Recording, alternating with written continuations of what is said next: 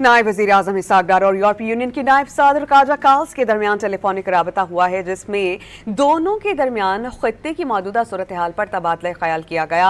तर्जुमान दफ्तर खारजा के मुताबिक यूरोपीय यूनियन की नायब सदर ने खित्ते में अमन के लिए पाकिस्तान के मुस्बत किरदार की तारीफ की है।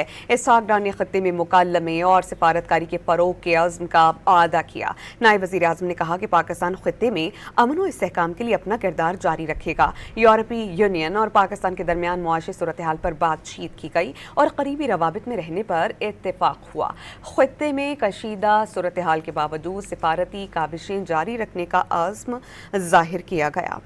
नायब वज़ीर आज़म इसहाक डार और यूरोपीय यूनियन की नायब सदर काजा काल्स के दरमियान टेलीफोनिक राबता हुआ है, जिसमें दोनों के दरमियान खित्ते की मौजूदा सूरत हाल पर तबादला ख्याल किया गया।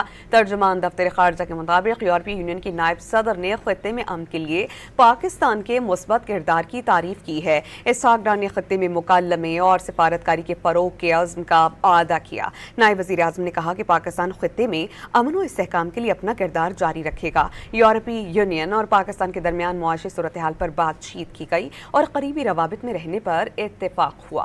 खित्ते में कशीदा सूरत हाल के बावजूद सिफारती काबिशें जारी रखने का अज़्म जाहिर किया गया।